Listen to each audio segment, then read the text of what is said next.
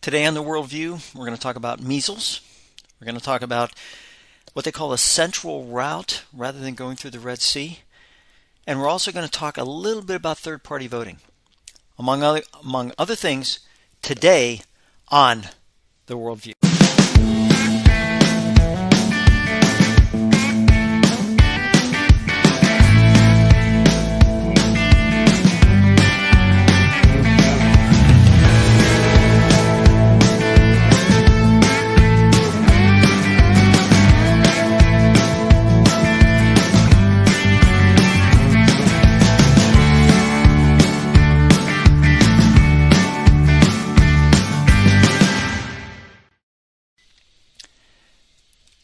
So where we're going to start today is we're going to start first of all with what they call the central route. So basically, what's happened is that the Red Sea is no longer safe.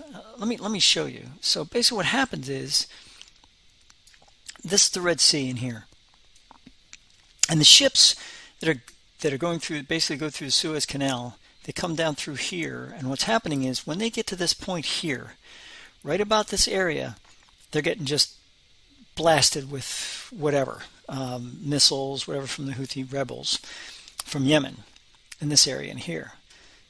So what's happening is that nobody wants to go through this area, is because they're getting, there was a fertilizer ship that just sunk in this area. So a lot of issues. So there's only a few ways they can do. They can, and this is where it tends to be a problem, is they have to go basically from the Med, instead of going through here, they have to go all the way around, what they call the Cape of Good Hope, all the way around here, and then back up.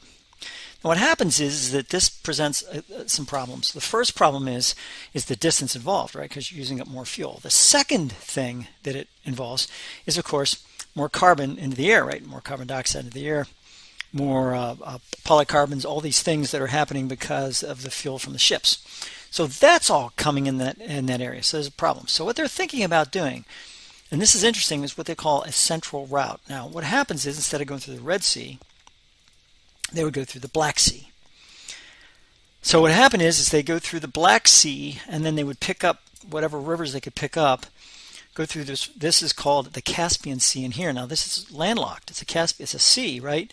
But it's totally landlocked. So this is landlocked in this area, and they have to try to find some rivers or whatever else to get down through here. Now you don't want to go through here because this is Iran, this is the Persian Gulf. This is a real problem in this area. Iran has all kind of missiles and everything else, and they had all kind of problems with Iran harassing ships in this area. Had one sink in the Gulf of Oman, so there's some problems there. So they'd have to find some way of going all the way through, finding rivers, a river area, to go all the way through, down through here, and then out this area, and then down through, and then down through, just as if they were going through the Suez Canal, right? Except instead of going around this way, they're going to try to go around this way, what they call a central route. real issues, right? But it's interesting to note, because when you sit back and you say, okay, this is what we have, what do you do, right? So, and what it's going to take is, it splits North and East Africa, right, from Yemen, and that's a problem with being able to move shipping through that area, right? So I wanted to show you, Vox has this great, fantastic, it really is a good visualization of the shipping routes and what it entails. This is just tremendous. I mean, the people who made this data up, who compiled this data and who got it together and everything else, they had to get an award. This is just amazing, absolutely amazing. So it shows all the different types of containers. It talks about CO2 that's emitted from people, or from the ships. It's amazing, right? But it does show some of these areas. Look, you have what they call, you go through the Black Sea. If you get through this area, there's a river that, there it is. It goes through the Caspian Sea. So you can get to the Caspian Sea, and then you can see that there's some rivers. The problem is they're not all together, except this one, which goes through the Persian Gulf, that's a bad situation. So you have this one. That's also a a problem because that's just like not even, I mean, the river just stops and then it picks up here and then it stops again, then it picks up here. So you don't have any real rivers until you get into this area right here, right around the Pakistani area. So there's some problems here. There's no rivers that really connect so that you could figure out a nice, solid central route.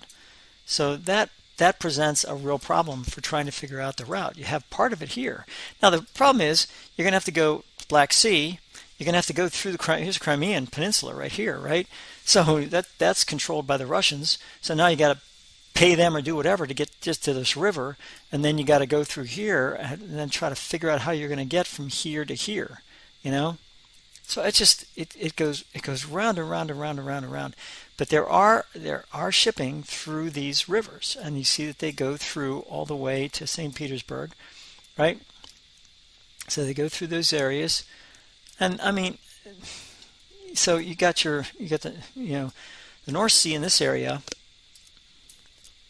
and you're trying to go through here, which is a lot of shipping in here, so that's fine. So can you see the problems that can exist with trying to find out another route? There is no other route. I mean, you can try, but there's just no way of doing it without having a real problem. And there's the Bosporus Straits right in here. And I mean, one good bomb and you got yourself the Bosporus nothing. So there's a problem there. So I mean, it's really an issue. And there's a lot of shipping through the Red Sea. So you can see that there's really, really a lot of problems here with trying to figure out another route, and it's just that type of thing, right? Problem. This goes all the way through. You can go. There's the URL right there. Just go see it. It's unbelievably fantastic. I mean, it's one of the best. It is stunning. Stunning interactive map. You betcha. I mean, it's stunning. It's really, really good. And you can filter this thing. You can put uniform colors. You can do container. You can dump that. Drive bulk. Let's just talk about tankers. Just tankers.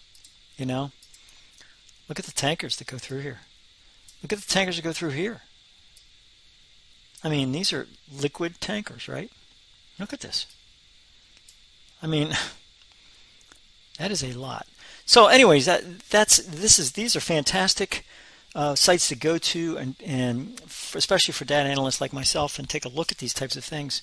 It really is a great thing to look at. Okay, let's move to cough sound detection.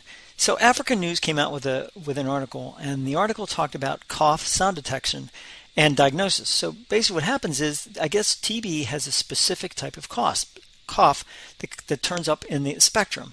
So what happens is you can take that sound and you can use diagnosis using artificial intelligence to try to diagnose whether that's a TB cough or just some other type of cough. So this is, a study done by the National Library of Medicine for the National Institute of Health, NIH, in the United States.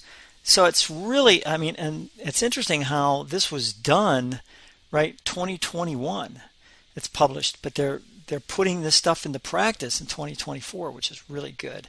So I think these types of things will hopefully help. Now, this is where AI, I'm not a big proponent of AI at all. Don't like it, never have liked it. But for something like this, when AI can be used to try to diagnose something without having to do a TB test or something like that, that really does help that area.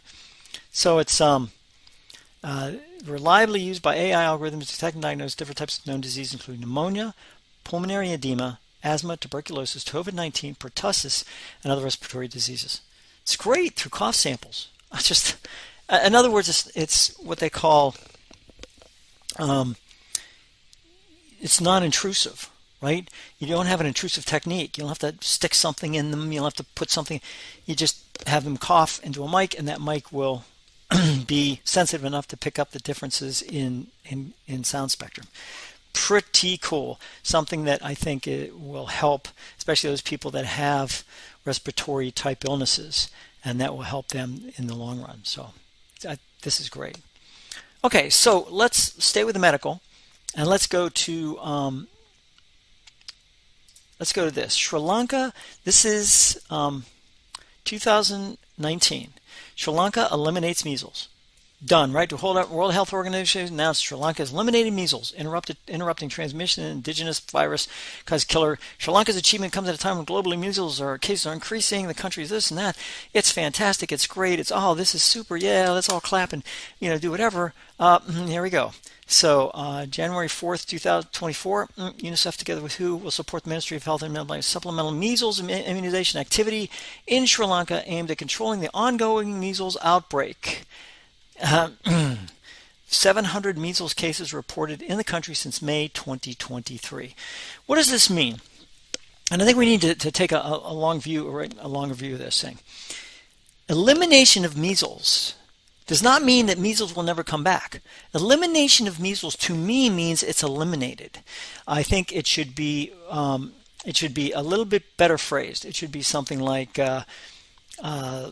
temporary remission of measles, something like that. You will never, ever, ever get rid of measles. It's going to be within the world. I mean, that's the way things are. I mean, it's just the way things are, and that's the way it's going to stay. So I highly, highly urge, especially the World Health Organization, to stop this. You can't sit back and say, the World Health Organization sits there and says, okay, you eliminated measles. Horse poop. It doesn't work that way. It never has worked that way, ever. TB was never eliminated. Polio is still in the system here. There's people that can get polio. I mean, just because Jonas Salk had a vaccine does not mean it eliminates anything. COVID is not going to get eliminated ever. We're also going to have it. I love the way that shingles, they talk about shingles, and they said, no problem. If you had chicken pox, then you'll never get shingles. Shingles is good and fine. All of a sudden, it's like, oh my gosh, it sits inside of you because it's a herpes simplex 3 or something. So it sits inside you. All of a sudden, bang, out comes the shingles. So you don't eliminate diseases. You may mitigate them. You may lessen them, but you can never get rid of them. They're always underneath there, always underneath. So, we have the plague. We have bubonic plague, still here. Now, we treat it, right? Leprosy, treated with antibiotics. There's a lot of things that, are not centuries, but the millennia old, and they're still around. So we have to really be careful about what we do when we say those types of things, especially with this area. All right, so what I wanted to do was I wanted to show you one more thing.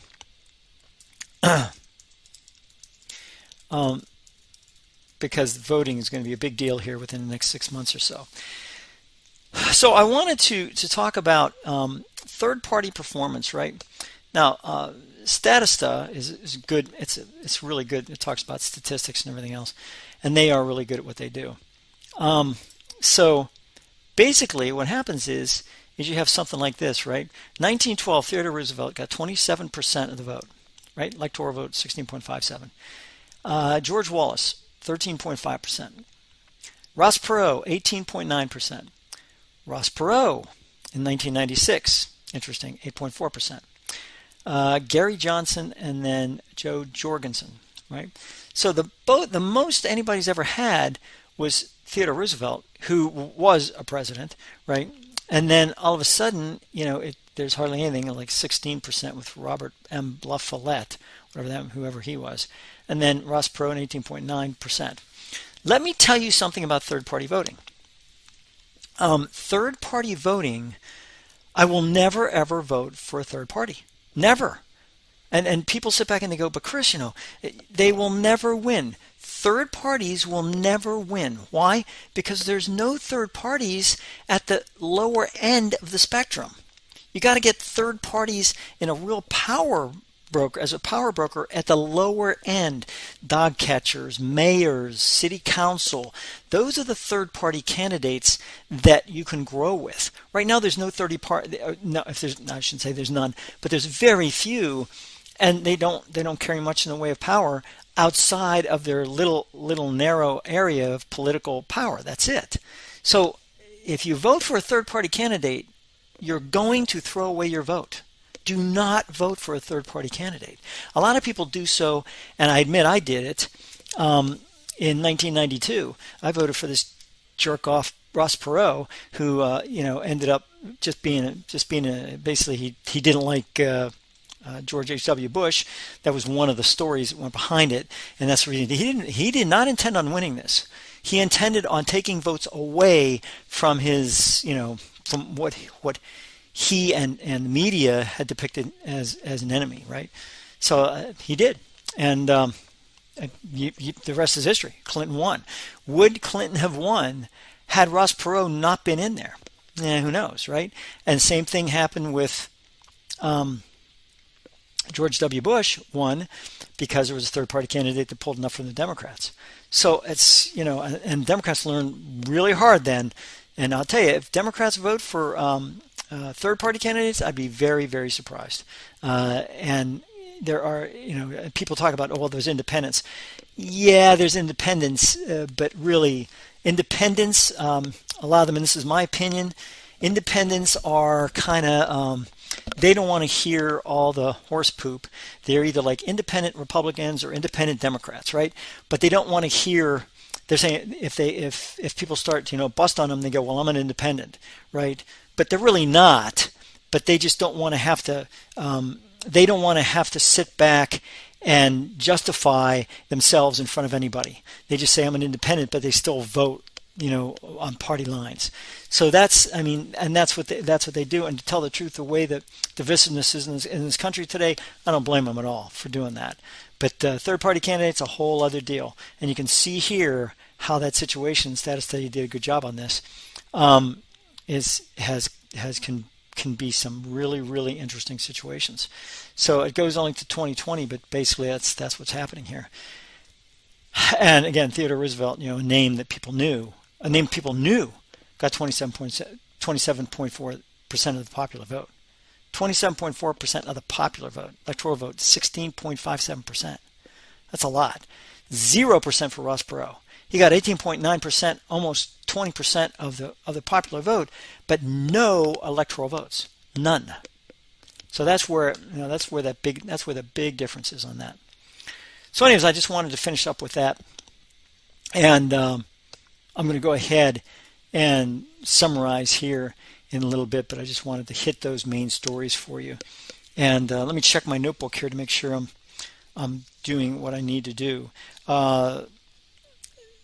Daily news: Italy is sending migrants to Albania. I just wanted to let you know that this is kind of interesting. So Italy here is sending. This is Albania, okay? So we talk about this is Albania here. They're sending migrants to Albania. And Albania, they're giving Albania a bit of money to be able to make that work. So what do we have? Well, we have the UK, right? The UK, they're sending the migrants all the way down here to a place called Rwanda, which is right here. Okay, Rwanda and Burundi. Rwanda. And that's been passed by the parliament. So they're going to do that. It looks like Italy got that passed, and they're going to send it to Albania. So that's what's happening there. Let's see. What else is going on? Cough analysis, right, central route. Nope, I think that's about it. So this is... Oh, yeah. Last bit. France. France stated in a kind of an under, sotto voce is what they say, under voice, said that they ought to, the next step for Europe ought to be to send troops to Ukraine. And Russia said, you do that and we're going to have a nuclear war, which is a bunch of horse poop. That's not going to happen. But I mean, bottom line is Europe, you screwed up. You should have done that in the beginning. The minute they went into Ukraine, with this diplomatic horse poop, you should have sent troops immediately into Ukraine. If you'd have done that, that'd have pushed them back and that would have been it. It'd have been done. But no, you didn't do that. You let them go all the way through, almost to Kyiv. And then it was kind of like, oh my gosh, we got to, so we're going to give them a bunch of weapons, which is a bunch of poop again. So basically, France, and Germany's kind of like sitting there, well, I don't know if I want to do that, So, I mean, there's a lot of countries in here that are sitting there saying, wait, what are you saying, France? Are you saying you're going to want Europe in another war? Let me tell you something. If France wants to put troops into Ukraine, man, I would stay as far away from that as possible, because France did the same exact thing with trying to protect their colonialism with Vietnam. And you saw what happened with that, United States. Don't follow their lead. Don't do that. If the UN wants to put troops in there, the UN wants to do something, they want to get a resolution and do whatever they need to do to push these people out, like in Kuwait, yeah, that's a whole other deal. You get a coalition, you can get in there and push these Russians the heck out of there. But the bottom line on this whole thing is that, France says, yeah, let's do this. It's kind of like the individual that says, oh, yeah, let's go bust some windows in the school, and then doesn't show up. Be very careful about France. Very, very careful about that. Let's get troops in there. Let's go. You go first. So and plus, if they do that, you better believe they're going to come to the United States and say, hey, how about providing us with intel, NATO intel? Huh? How about it? Yeah, right. Read my book. Should the United States really evaluate its relationship with France? It's on Amazon. Read it. Read the history behind the France-U.S. relationships. Not a good one. And we've been taken a lot by France here. A lot. I think it's about time. France wants to put troops in there. I'd say, France, go ahead and put troops in there. Have a good time. And and let me tell you something. When they start getting their butts beat in Ukraine, then all of a sudden it's going to be a whole different deal. They're going to sit there and say, oh, please help us. And it's like, hey, you wanted troops in there. You got troops in there. United States, do not follow France's lead. Do not follow France's lead. It is too late to do that. You should have gotten with the UN, and you should have got a resolution passed, and should have told the Russians, guess what? You're going to abstain because you invaded a fellow country. You're out of here as a Security Council member. We're going to suspend you for a period of time. Passed a resolution, and then you should have kicked the Russians out of that area. That's what they should have done. They didn't do it because the UN is basically, UN stands for understanding nothing, and they do. It's unbelievable the amount of money, $18 billion a year, that the United States is putting in the UN, and they are not getting that as part of their investment. So be really, really wary about that whole thing. Thanks for watching Worldview today, and please have a great rest of the day. And remember, always try to take a perspective that takes into consideration the worldview. Take care.